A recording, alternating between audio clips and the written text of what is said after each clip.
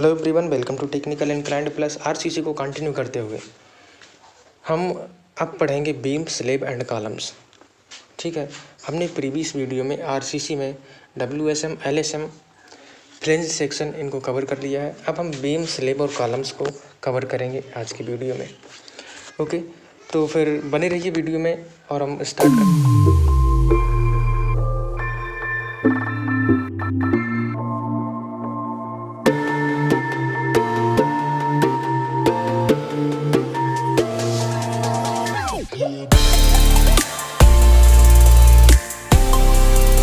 करते हैं अपना लेक्चर।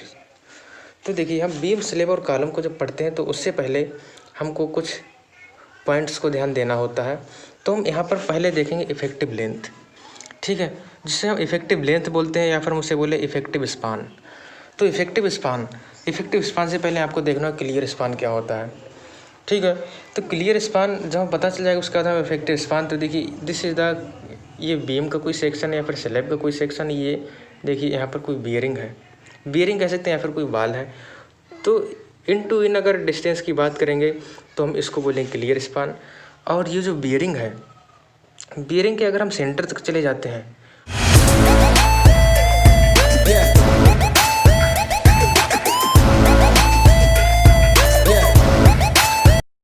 बियरिंग के हम सेंटर तक यहाँ पर चलेंगे। बियरिंग है जो ये बाल, हम इसके सेंटर तक दोनों तरफ अगर जाते हैं तो हम उसको बोलेंगे इफेक्टिव स्पान। लेकिन हम इफेक्टिव स्पान, कौन सा स्पान इफेक्टिव रहेगा, हमें वो चीज़ लेनी है। तो देखिए, एल इफेक्टिव क्या होता है यहाँ पर। तो एल इफेक्टिव को कैलकुलेट करने के लिए आपको यहाँ पर दो क्राइटेरिया लेने होंगे, L not plus width of bearing. ठीक, क्योंकि W/2 इस साइड का और W/2 उस साइड का, दोनों क्या हो जाएगा, दोनों मिला करके हम W ही तो बोल सकते हैं ना। तो वही हमने बोल दिया है कि एल नॉट प्लस W, या फिर L not plus small D. Small D क्या है, effective depth of the beam कह सकते हैं, या फिर स्लैब कह सकते हैं, जो कुछ भी है। तो इफेक्टिव डेप्थ ऑफ बीम आप लेंगे और यहाँ पर जो भी मिलेगी वैल्यू, तो जो भी मिनिमम होगी हमें उसको बोलना होगा इफेक्टिव स्पान, एल इफेक्टिव। ठीक है, L not is the clear span, W is the width of support, small D is the depth of beam और द स्लैब। ओके, हम नेक्स्ट देखेंगे। हमने यहाँ से सिंपली सपोर्टेड बीम और स्लैब की बात कर ली है, तो हमें नेक्स्ट बीम क्या मिलेगी, सिंपली सपोर्टेड होगी। अब मिलेगी हमें कंटिन्यूस बीम। तो कंटिन्यूस बीम को हमें अब देखना होगा। तो कंटिन्यूस बीम के लिए हम क्या करेंगे, तो यहाँ पर देखिए, यहाँ पर दो स्टेज हो सकती हैं। अगर विड्थ ऑफ सपोर्ट, जो विड्थ ऑफ सपोर्ट है, जो ये जो सपोर्ट जो यहाँ से लगती थी, अगर ये width of support is less then 1/12 of the clear span. Clear span का हमें 1/12 कर लेना है। ठीक है, अगर उससे कम है विड्थ ऑफ सपोर्ट, तब हम फार्मूला कुछ ये लगाएंगे जैसा कि हम सिंपली सपोर्टेड बीम में लगाते थे, एल नॉट प्लस W या फिर एल नॉट प्लस D, जो भी मिनिमम होगा वो ले लेना होगा। और दूसरा, अगर width of support is greater than the 1/12 of the clear span, तो हमें यहाँ पर दो स्टेप में इस चीज़ को करना होगा। नंबर ए, बिहान one end fixed and other end continuous are the both ends are continuous. ठीक है, तो हमें वन एंड फिक्स करना है। तो एक तरफ ये हमारा एंड फिक्स है, और ठीक है, ये हमारा एंड फिक्स है और अगला एंड हमारा कंटिन्यूस है, कुछ इस टाइप से। तब इस सिचुएशन में हमें क्या करना, एल इफेक्टिव को क्लियर स्पान के बराबर ही ले लेना है। ठीक है, कुछ इस टाइप से आप देख सकते हैं। तो एल इफेक्टिव को हमें क्लियर स्पान के बराबर ही लेना। एक एंड हमारा फिक्स है और दूसरा एंड अपना कंटिन्यूस है। तो हमें क्या करना है, इफेक्टिव स्पान को एल नॉट के बराबर ही ले लेना है। और दूसरा हमें क्या करना है, बिहान one end continuous and other end simply supported. हमारा एक एंड कंटिन्यूस है और दूसरा एंड कैसा है, सिंपली सपोर्टेड।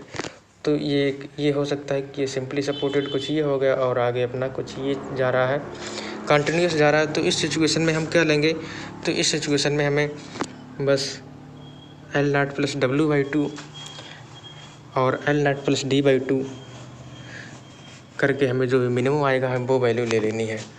अब हम अगला देखेंगे। अगली तीसरी, हमने सिंपली सपोर्टेड की बात कर ली, कंटिन्यूस की बात कर ली। कैंटिलीवर को भी नहीं छोड़ना है। कैंटिलीवर में आप इस तरह से देखेंगे ये cantilever, this is the depth of beam, this is the depth of beam, this is the clear span. तो इसमें इफेक्टिव स्पान कैलकुलेट करने के लिए हमें क्या करना होगा? तो इफेक्टिव स्पान कैलकुलेट करने के लिए पहली सिचुएशन ये है कि L0 प्लस D/2 कर दीजिए, L0 प्लस D/2 कर दीजिए, वही वैल्यू आ जाएगी।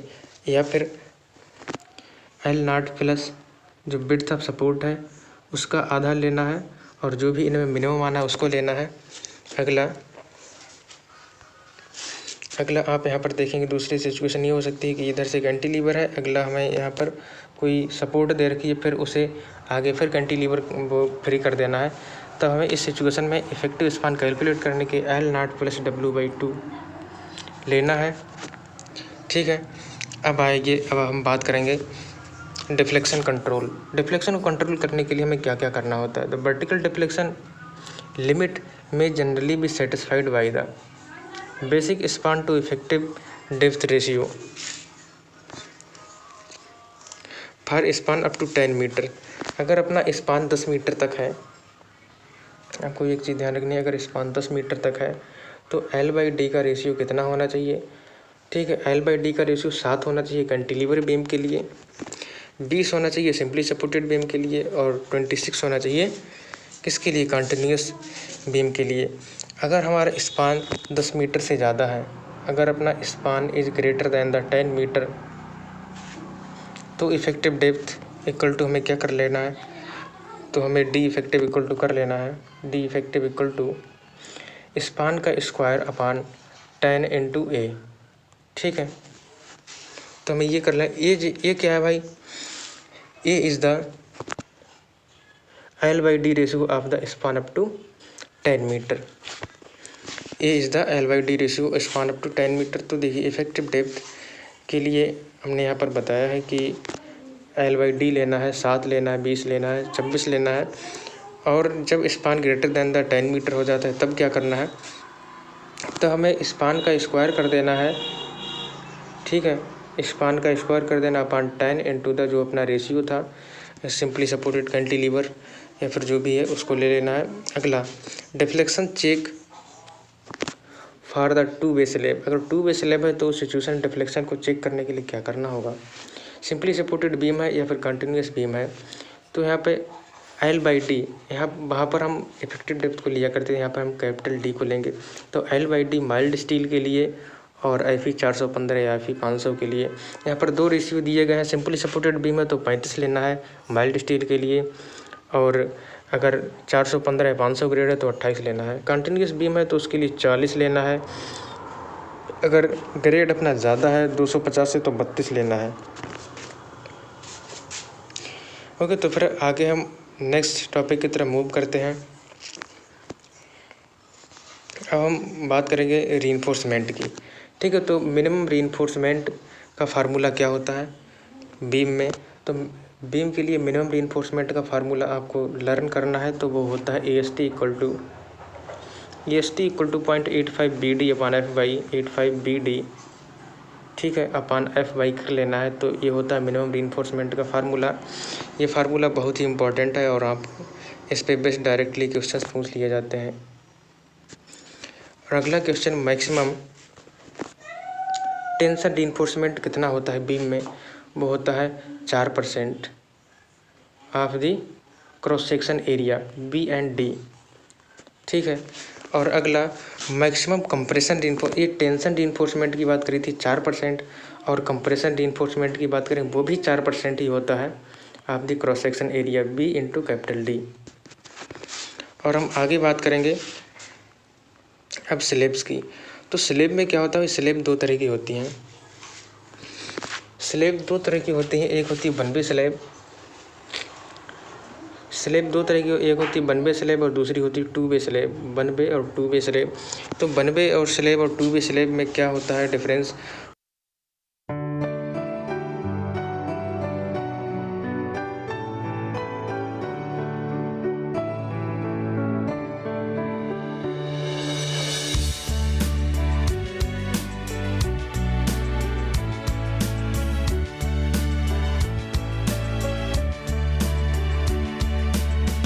तो स्लेब आप देखते होंगे कुछ इस तरह से बाल्स के ऊपर जो दीवारें होती हैं उनके ऊपर हम कुछ इस तरह से स्लेब डाल देते हैं, जिसको हम रूफ बोलते हैं। ऊपर से बोलेंगे रूफ, नीचे से बोलेंगे उसे स्लेब।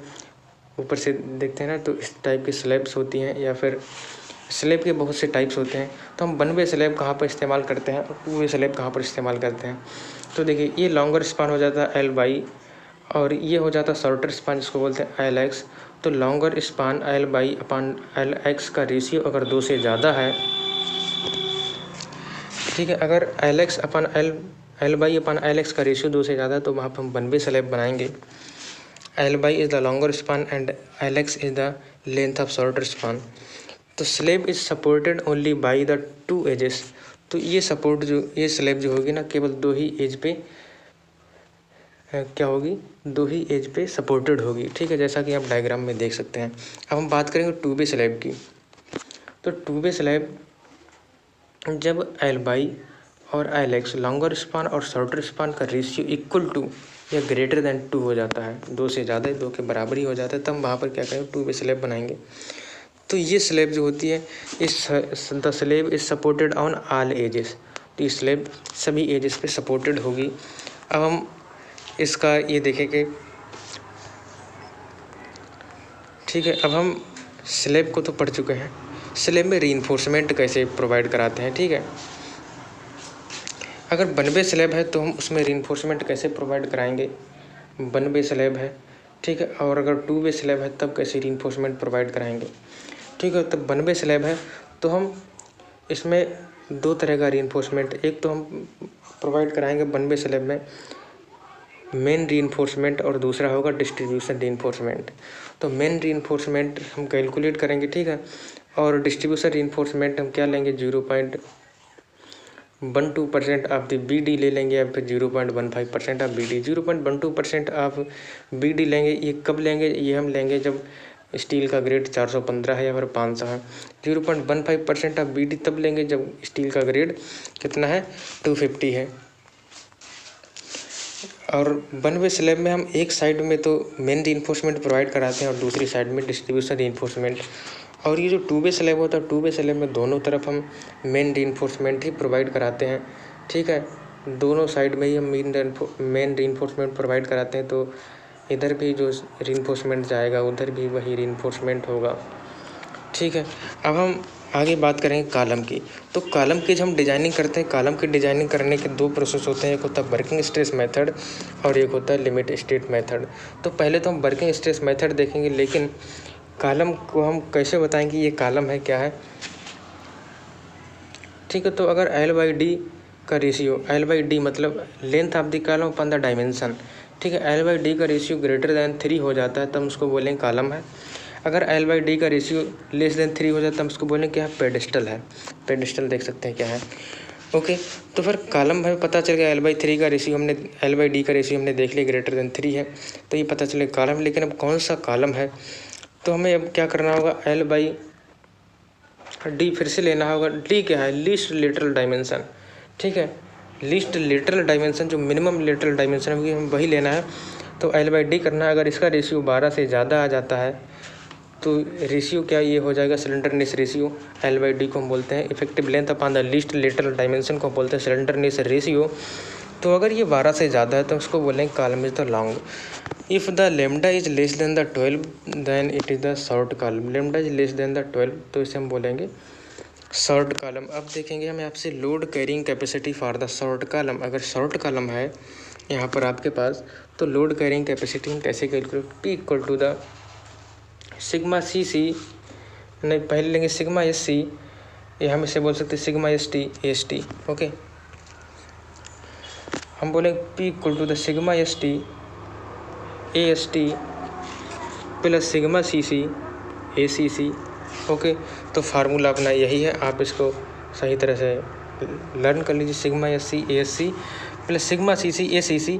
तो हमें ACC कैलकुलेट कैसे करना है, एरिया ऑफ कंक्रीट कैसे कैलकुलेट करना है, ओके। तो फिर यहाँ पर हमको एरिया ऑफ कंक्रीट कैलकुलेट करने के लिए क्या करना होगा, हम जानते हैं कि टोटल एरिया होता है ना, एरिया ऑफ द कॉलम, उसमें क्या होता है, एरिया ऑफ स्टील भी होता है प्लस एरिया ऑफ कंक्रीट भी होता है।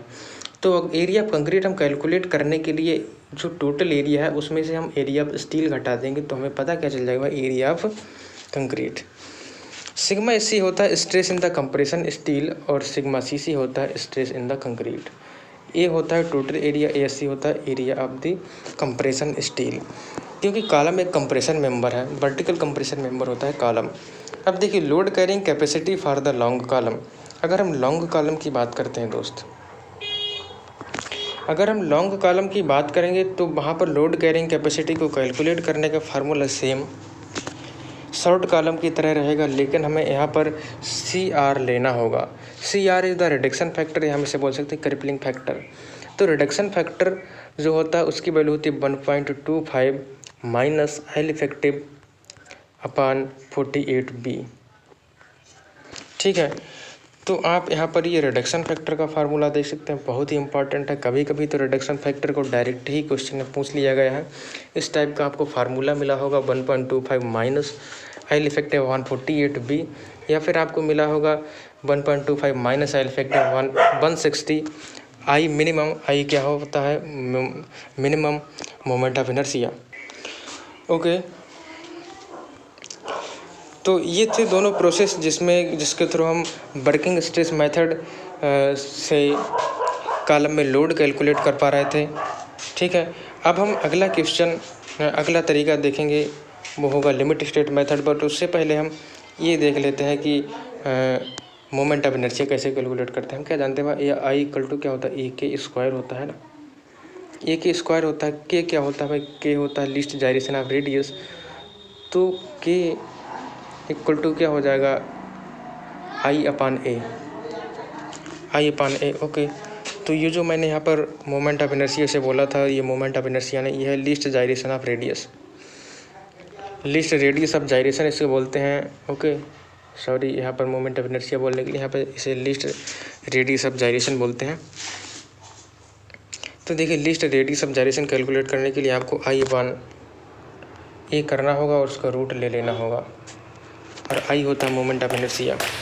कॉलम में हेलिकल रीइंफोर्समेंट प्रोवाइड कराया गया है। कॉलम में हेलिकल रीइंफोर्समेंट कैसे, कुछ इस टाइप का अगर रीइंफोर्समेंट कॉलम में प्रोवाइड कराया गया है, तब हम क्या करेंगे, तब स्ट्रेंथ ऑफ कॉलम के लिए हम उसे 5% उसकी स्ट्रेंथ को इंक्रीज कर लेंगे। तो हम 1.05 हम उसे मल्टीप्लाई कर देंगे हेलिकल रीइंफोर्समेंट की कंडीशन में। तो शॉर्ट कॉलम है उसमें 1.05 से मल्टीप्लाई करा देंगे, लॉन्ग कॉलम है तो फार्मूला अपना वही, और 1.05 से मल्टीप्लाई करा देंगे the case of helical reinforcement. अगर लॉन्गिट्यूडनल रीइंफोर्समेंट की बात कही गई है, ओके, और अगर लॉन्गिट्यूडनल रीइंफोर्समेंट की बात कही गई है तो इस सिचुएशन में मिनिमम एरिया ऑफ स्टील जो भी होता है, जो कॉलम जो होता है ना, कॉलम में अगर बात करें कुछ इस तरह से कॉलम में कुछ सरियाँ प्रोवाइड कराई जाती हैं तो लॉन्गिट्यूडनल रीइंफोर्समेंट जिसे बोलते हैं। तो ये कितना होना चाहिए, मिनिमम एरिया ऑफ स्टील इतना होना चाहिए, वो होना चाहिए 0.8% of the gross sectional area of the column, gross sectional area of the column, तो उसे BD बोल सकते हैं। और अगला होगा मैक्सिमम एरिया ऑफ स्टील, तो कितनी होगी, when the bar are not lapped, जब सरियाँ नहीं लैप करी जाती हैं, ठीक है, तो situation 6% of gross sectional of area. ठीक है, अब when the bars are the lapped, जब बार जो होती है ना उनको हम लैप्ड कर देते हैं कुछ इस तरह से कि एक बार ये है, दूसरी बार हमने उसके ऊपर लैप्ड कर दिया, तो इस सिचुएशन में जो भी एरिया होगा वो हम 4% of the gross sectional area कह सकते हैं। कि मैक्सिमम एरिया इतना होता है, लेकिन लैपिंग की कंडीशन में इसको रिड्यूस करके 4% कर दिया जाता है। मिनिमम नंबर ऑफ बार होती हैं, मिनिमम नंबर ऑफ बार्स कह सकते हैं, minimum number of bars for the reinforcement. अगर रेक्टेंगुलर कॉलम है तो 4 होंगी, अगर सर्कुलर कॉलम है तो 6 होंगी। मिनिमम डायामीटर ऑफ बार्स की अगर बात करेंगे तो बार्स का मिनिमम डायामीटर 12 mm होगा। Okay, maximum distance between the longitudinal bars की अगर बात करेंगे, जो लॉन्गिट्यूडनल बार्स होती हैं उनके बीच में मैक्सिमम डिस्टेंस होती है 300 mm। और पेडेस्टल की जो अभी हमने बात करी थी, अभी हमने बताया था कि L upon least lateral dimension की अगर बात करेंगे, अगर उसका रेशियो ग्रेटर देन 3 है तो कॉलम है, और अगर लेस देन 3 है तो उसे हम बोलते हैं पेडेस्टल। L/T लेस देन 3 तो हम उसको बोलेंगे पेडेस्टल। ठीक है, अब हम आगे बात करें, अब हमने बात करी थी लॉन्गिट्यूडिनल रीइंफोर्समेंट, अब हम बात करेंगे ट्रांसवर्स रीइंफोर्समेंट। देखिए कॉलम होता है, कॉलम में कुछ इस टाइप से सरियाँ प्रोवाइड कराई जाती हैं, फिर उसके बाद हम उसमें कुछ इस टाइप से जो रिंग्स डालते हैं, ठीक है। जो रिंग्स के लिए हम क्या करते हैं उसे बोलते हैं ट्रांसवर्स रीइंफोर्समेंट। तो वहाँ पे डाया हमें कितना लेना होता है उस रिंग के लिए, तो वो 5 = होता है dia of the main bar. जो 5 मेन होता है उसको अगर हम 4 से डिवाइड करा दें, या फिर 6 mm, जो भी इनमें मैक्सिमम आता है हम उसको यहाँ पर लेते हैं। डाया मेन बार बाई 4 और द 6 mm, जो भी मैक्सिमम होगा हम उसको लेंगे। अब बात आएगी पिच की। पिच मतलब spacing of the transverse reinforcement, उसके बीच की अगर स्पेसिंग की बात करें तो पिच के लिए हमें क्या करना होगा, हमें लेना होगा लीस्ट लेटरल डायमेंशन, या फिर 16 times dia of the main bar, या फिर 300 mm, जो भी इनमें मिनिमम होगा हमें वो लेना होगा। तो आप इस चीज़ को प्रेफर कर सकते हैं लर्न करने के लिए। ओके, अब हम बात करेंगे हेलिकल रीइंफोर्समेंट की। तो इसमें dia of helical reinforcement is selected such that, helical reinforcement का डाया हम कैसे सेलेक्ट करेंगे, तो उसके लिए ये फार्मूला दे रखा है। आपको ये फार्मूला नोट कर लेना कहीं पर, 0.36 AG/AC -1 FCK/FY < BH/BC। ओके, आपको ये पूरा फार्मूला लर्न कर लेना है अच्छी तरह से, कहीं पर नोट कर लेना है, क्योंकि जब हम हेलिकल रीइंफोर्समेंट की डाया की बात करेंगे तब हम यहीं से उसका डाया सेलेक्ट करेंगे, और जब हम पिच की बात करेंगे तो आप पिच के लिए देख सकते हैं। ओके, जब हम पिच की बात करेंगे तो pitch means spacing between the helical reinforcement. जो इस तरह से हेलिकल आता है तो इसके बीच में जो डिस्टेंस कितनी होती है एक हेलिकल से दूसरे हेलिकल के बीच में, तो हमें उसके लिए देखिए यहाँ पर 4 क्राइटेरिया दे रखे हैं। पहला तो है pitch does not greater than 75 mm, ये मैक्सिमम पिच है। मैक्सिमम पिच 75 mm से ज़्यादा नहीं होनी चाहिए, और मिनिमम पिच, अगर मिनिमम पिच की बात करेंगे ये 25 mm से कम नहीं होनी चाहिए। देखिए इधर एक क्राइटेरिया आपको मिलेगा 25 और एक 75। हमें 25 से कम नहीं रखना है और 75 से ऊपर नहीं जाना, इसके बीच में ही हमें लेना है जो है पिच की डिस्टेंस। और आप यहाँ पर देख सकते हैं दूसरा ऑप्शन क्या देगा, P should not greater than ये डाया ऑफ कोर बाई 6। जो हम डाया ऑफ कोर लेते हैं उसको अगर हम 6 से डिवाइड कर देंगे तो उससे भी ज़्यादा नहीं होनी चाहिए। और आप यहाँ पर देख सकते हैं, और P should not be less than 3 × dia of the helical. जो हेलिकल का डाया है उसमें हम 3 से मल्टीप्लाई कर देते हैं तो उससे कम नहीं। तो यहाँ पर आप सिंपल अगर देखें तो 2 क्राइटेरिया मिलेंगे, एक मिलेगा मैक्सिमम पिच और एक मिलेगा मिनिमम पिच। ठीक है, मिनिमम पिच कितने से कम नहीं होनी चाहिए, वो देखिए P = 3 of dia of the helical ये, और P should not be less than the 25 mm। तो देखिए ये मिनिमम पिच का क्राइटेरिया है, और मैक्सिमम पिच का क्राइटेरिया ये है 75 से ज़्यादा नहीं होनी चाहिए, और dia of core divided by 6 से भी ग्रेटर नहीं। इनमें जो मिनिमम होगा वही हम सिलेक्ट कर लेंगे। ओके, अब हम देखेंगे डाया ऑफ कोर। जो भी हमने कोर की बात करी है तो वो कोर क्या होगी। ओके, आप देखते हैं कॉलम। ओके, कॉलम कुछ इस टाइप का होता है ना, इस टाइप का कॉलम होता है, और कॉलम में ऊपर से हम कुछ इस टाइप से ये देखते हैं कि कॉलम पर जो कवर होता है ये कवर होता है। ओके, तो डाया ऑफ कोर क्या होगा, या कोर का डायामीटर क्या होगा। आप बीच में ये हेलिकल रीइंफोर्समेंट प्रोवाइड कराते हैं कुछ इस तरह से। ठीक है, ये हेलिकल रीइंफोर्समेंट जो आपने प्रोवाइड कराया है। अब आप क्या देखेंगे, ये जो क्लियर कवर होगा, क्लियर कवर होगा, ये जो रीइंफोर्समेंट आपने प्रोवाइड कराया है इसके ऊपर से आप ले जाइए। ठीक है, 1 सेकेंड एक बार फिर से, ये देखिए ये है आपका कॉलम का सेक्शन, और इसमें हमने ये रीइंफोर्समेंट प्रोवाइड कराया है। अब आपको क्या करना है, इस रीइंफोर्समेंट के ऊपर से आपको कुछ इस तरह से एक ये बना लेना है सेक्शन। अब आप देखेंगे ये जो डायमेंशन होगी this is the dia of core, this is the DC। अगर हमें DC निकालना होगा तो हम क्या करेंगे, और ये देखिए एक कैपिटल D है जिसको हम बोल सकते हैं DG मतलब ग्रॉस डाया, ठीक है। ये है आपका DG कह सकते हैं ग्रॉस डाया। अगर हम ग्रॉस डाया में से, अगर हम ग्रॉस डाया ये दे रखा है, इसमें से क्या घटा दें, एक क्लियर कवर ये मिलेगा और दूसरा क्लियर कवर ये मिलेगा, 2 टाइम्स आप दी क्लियर कवर घटा देंगे तो हमें DC मिल जाएगा ना। तो बस ये वही किया गया है, वही किया गया, dia of core equal to the gross dia minus 2 times clear cover of the helical reinforcement. अब देखिए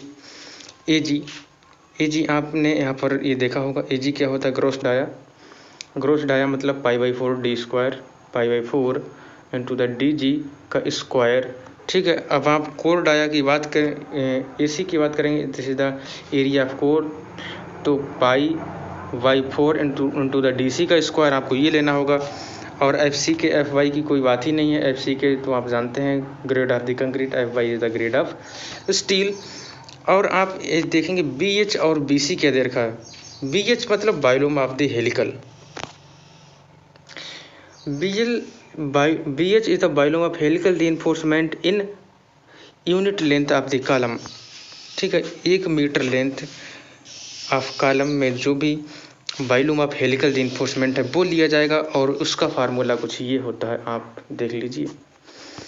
तो आपको यहाँ पर करना क्या होगा, देखिए आपको यहाँ पर क्या करना है, देखिए πDH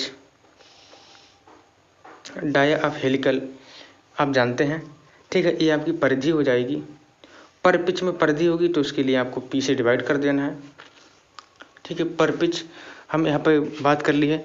अब देखो हमें उसकी एरिया ले लेना है π/4 इंटू द 5H का स्क्वायर, मतलब हेलिकल रीइंफोर्समेंट का हमने ये एरिया ले लिया है, इंटू हम लेंथ लेंगे जो इसने क्या कहा है, per unit length of the column. तो हमें क्या करना है, देखिए π इंटू DH अपॉन पिच, तो देखिए कॉलम कुछ ये होगा ना, तो कॉलम में रीइंफोर्समेंट हमने ये प्रोवाइड कराया है।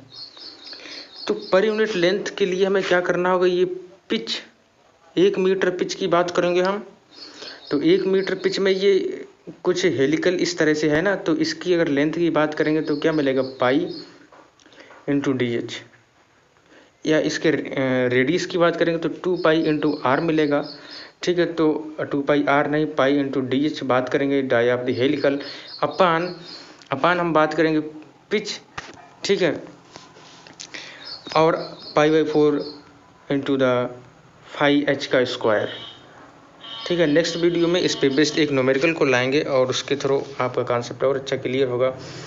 तो देखिए, और ये BC की बात करिए, इसने बायोलूम ऑफ कोर, तो एरिया ऑफ कोर हम जानते हैं π/4 इंटू द DC का स्क्वायर, इंटू हम इसमें 1 से मल्टीप्लाई करा देंगे तो क्या हो जाएगा भाई, ये हो जाएगा अपना बायोलूम ऑफ कोर।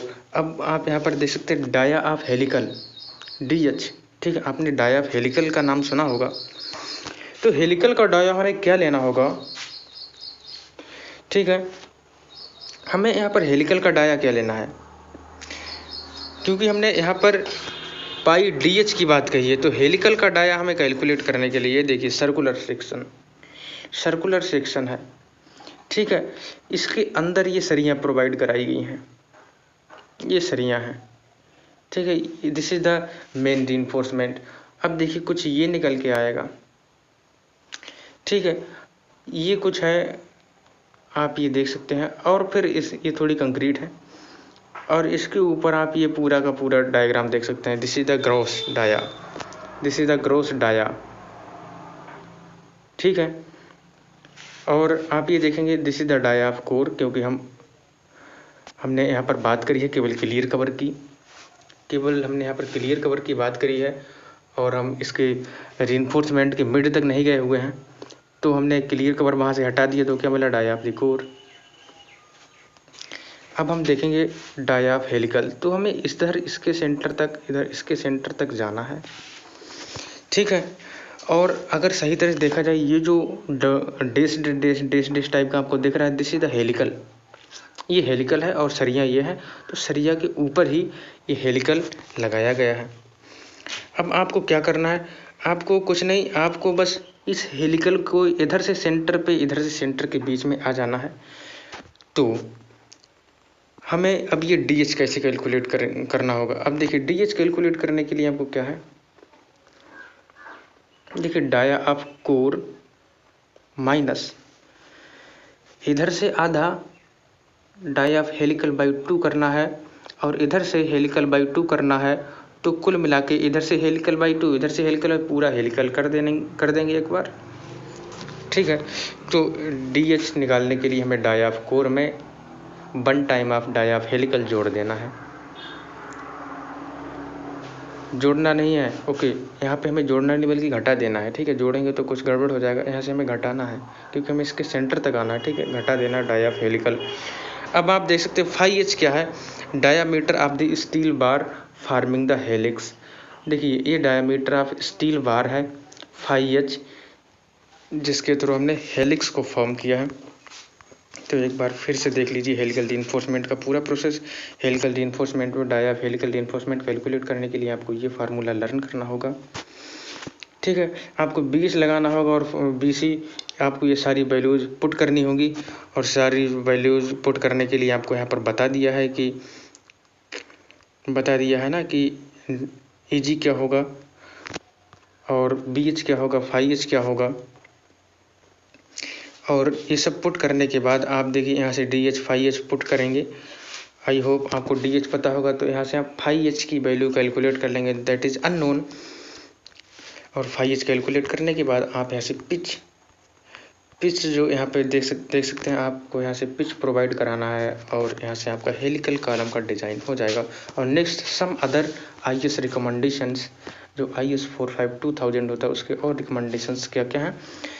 नंबर ए आपको मिलेगा standard slenderness limit. Slenderness limit क्या होगी, unsupported length between end restraints should not be greater than the 60 time of the lateral least या लीस्ट लेटरल डायमेंशन। LLD का 60 टाइम से ज़्यादा नहीं होना चाहिए। क्या, unsupported length between the ends restaurant.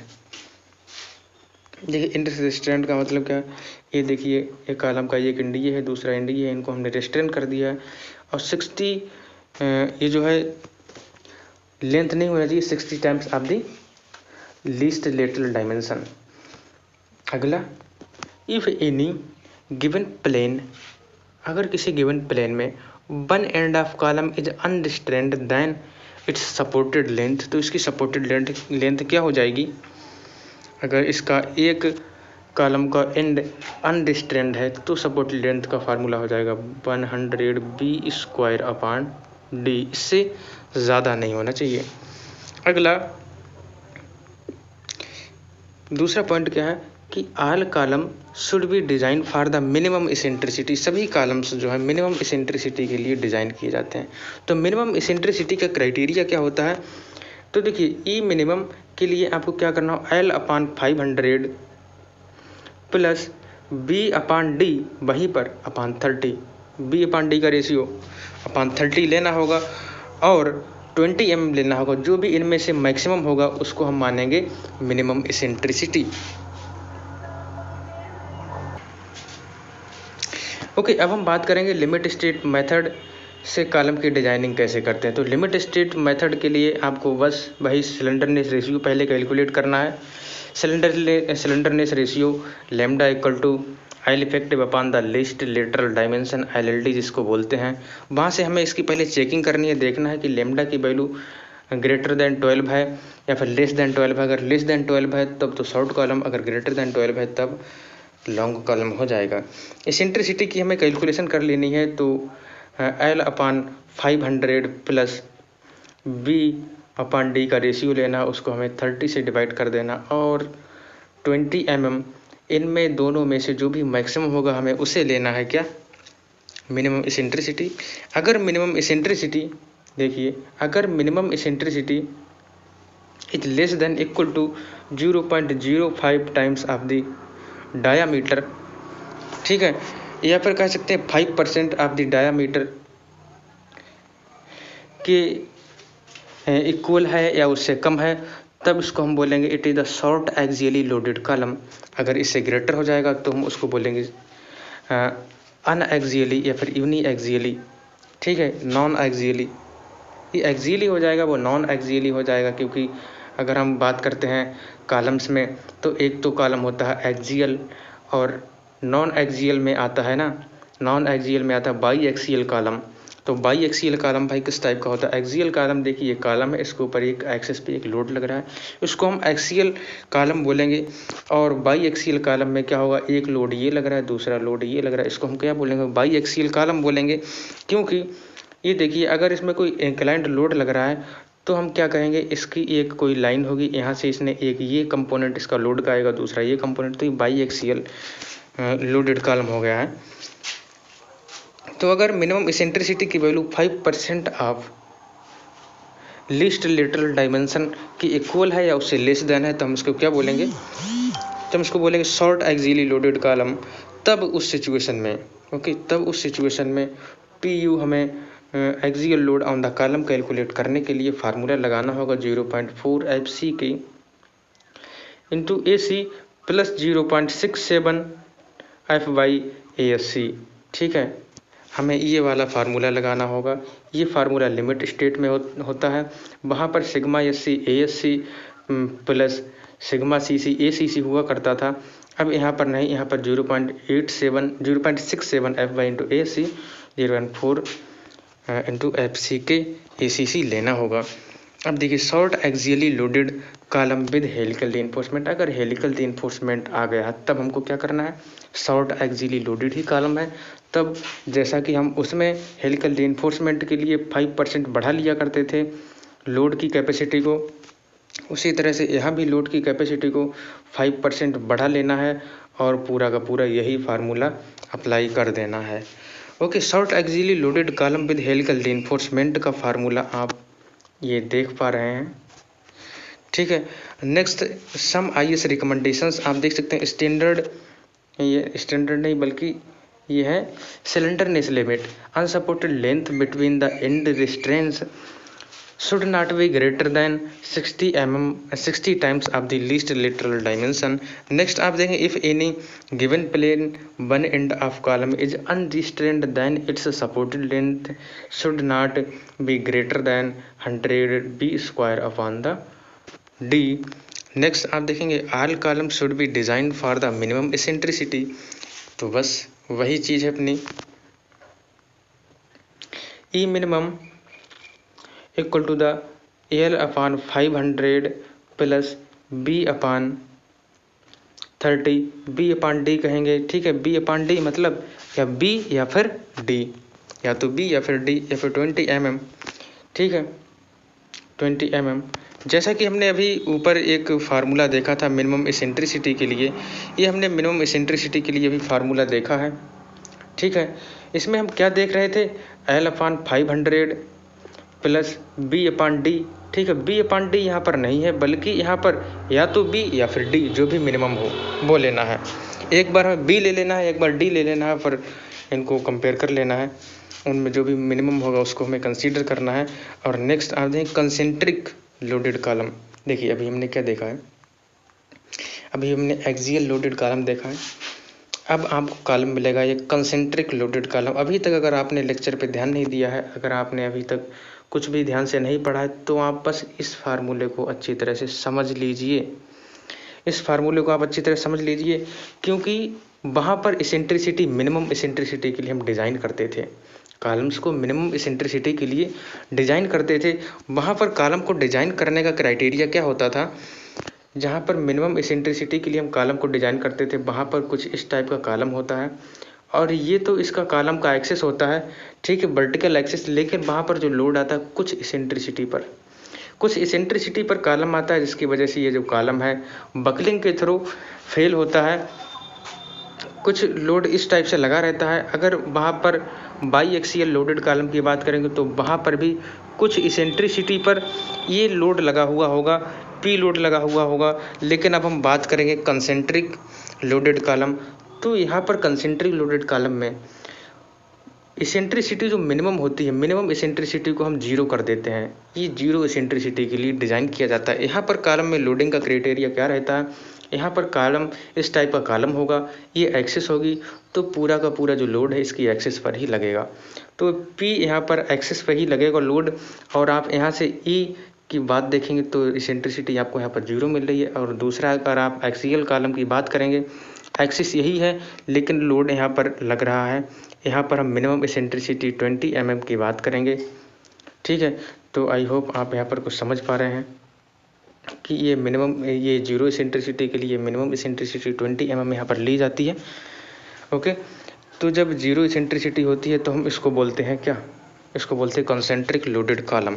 जब कंसेंट्रिक लोडेड कॉलम है, आप यहाँ पर देख सकते हैं, इसको हम क्या बोल सकते हैं, इसको हम ट्रूली एक्सियली लोडेड कॉलम भी बोल सकते हैं। हकीकत में एक्सियली लोडेड कॉलम यही है कि जिसमें इसेंट्रिसिटी 0 होती है, इसको हम कंसेंट्रिकली लोडेड कॉलम भी बोलते हैं। कभी कभी क्वेश्चंस में आपको मिल जाएगा कंसेंट्रिकली लोडेड कॉलम में इसेंट्रिसिटी क्या होती है, तो वहाँ पे आपको क्या लिखना है, इसेंट्रिसिटी 0। कंसेंट्रिक या फिर ट्रूली एक्सियल लोडेड कॉलम में इसेंट्रिसिटी क्या होती है, 0 होती है। आपको सारी वैल्यूज दे रखे होगी, लेकिन कंसेंट्रिकली लोडेड बोल देगा या फिर आपको ट्रूली एक्सियल लोडेड कॉलम बोल देगा। ठीक है, आपको थोड़ा कॉन्सेप्ट के थ्रू जाना है। और देखिए, अगर कंसेंट्रिक लोडेड कॉलम है, ट्रूली एक्सियल लोडेड कॉलम है, तो वहाँ पर लोड कैपेसिटी का फार्मूला क्या होगा या फोर्स का फार्मूला क्या होगा, यहाँ पर PU इक्वल टू होगा 0.45 FC into AC plus 0.75 FY/ASC।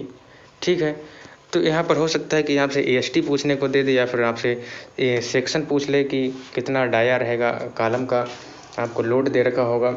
तो देखिए, अभी जो हमने ऊपर फार्मूला पढ़ा था उसमें क्या था, 0.4 FC था और AC था, प्लस जहाँ हम यहाँ की बात करेंगे तो यहाँ पे 0.67 था और FY था। यहाँ पर क्या है 75%, वहाँ पर 67%, यहाँ 75%, वहाँ पर 40%, यहाँ पर 45%। आप कुछ इस तरह से समझ लीजिए। ओके, और आप एक इसका और जो नोट करने वाला पॉइंट है ये देख लीजिए, this formula is also used for member subjected to the combined axial load and the biaxial bending and also used when the E is greater than the 5% of least lateral dimension। ठीक है, ये formula और कहाँ पर use होगा, जहाँ पर combined axial load जो है काम कर रहे होंगे और बाई एक्सियल बेंडिंग होगा। ओके, आप यहाँ पर देख सकते हैं कुछ कॉलम आपको कहीं कहीं पर इस टाइप का देखने को मिलेगा, ये एक्स और ये बाई। तो यहाँ पर कुछ मूवमेंट लगा होगा, यहाँ पर कुछ मूवमेंट लगा होगा, या फिर कुछ इस टाइप का मूवमेंट लगा होगा। यहाँ पर बाई एक्सियल या फिर MX की बात कर देगा, इधर से MY की बात कर देगा। ठीक है, और आपसे यहाँ पर कंबाइंड एक्सियल लोडेड कॉलम हो मिलेगा, तो उस सिचुएशन में भी आपको यही 45% और 75% वैल्यूज इंक्रीज कर लेनी है। जब E की value greater than 5% of the least lateral dimension मिलेगी, तब आपको ये फार्मूला इस्तेमाल करना है। Okay, thank you. तो फिर आज की वीडियो में इतना ही और मिलते हैं नेक्स्ट टाइम।